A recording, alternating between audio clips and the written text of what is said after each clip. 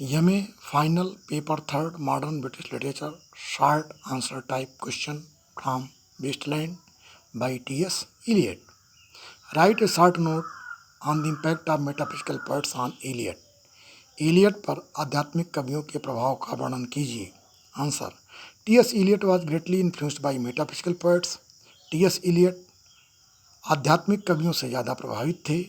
In the metaphysical poets आध्यात्मिक कवियों में ही फाउंड उन्होंने पाया there was unification of sensibility की संवेदनशीलता का सहयोग था.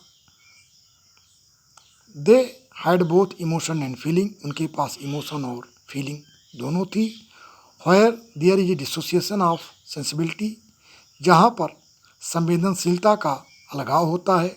No good poetry can be born वहाँ पर कोई अच्छी कविता नहीं लिखी जा सकती.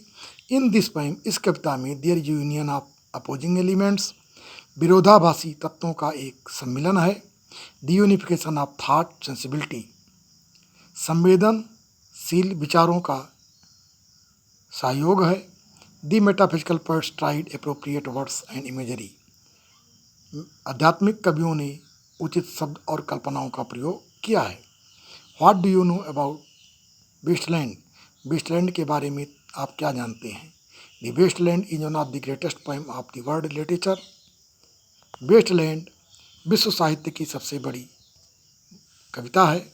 इन दिस पोएम इस कविता में द पोएट हैज प्रोड्यूस्ड कवि ने उत्पन्न किया है the realities of contemporary life समकालीन जीवन की उस वास्तविकताओं को उकेरा है. इस कविता में कवि ने समकालीन जीवन की वास्तविकताओं को उकेरा है. The poet has taken help of various myths कवि ने विभिन्न तरह के रहस्यों की मदद ली है. Running through the Christian society जो ईसाई समुदाय में विद्यमान है. And he has taken support of different literatures of the world और संसार के भिन्न भिन्न साहित्यों का उसने मदद ली है. इन ऑर्डर टू प्रूव ये सिद्ध करने के लिए दैट द कंटेम्प्रोरी यूरोप कि समकालीन यूरोप इज ए वेस्टलैंड ये एक बर्बाद ज़मीन है. समकालीन यूरोप एक बर्बाद ज़मीन की तरह है. Question number 9.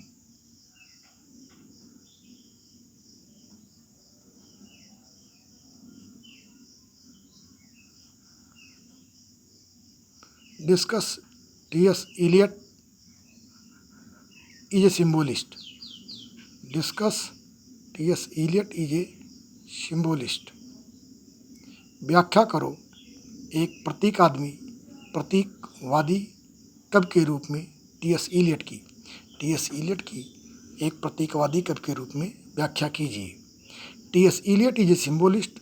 T.S. Eliot एक प्रतीकवादी कवि हैं.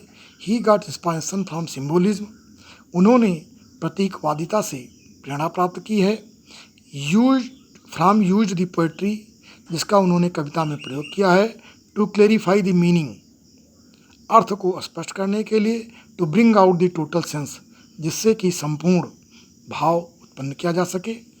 सिम्बल्स रिप्रेजेंट द आइडियाज प्रतीक विचारों को व्यक्त करते हैं.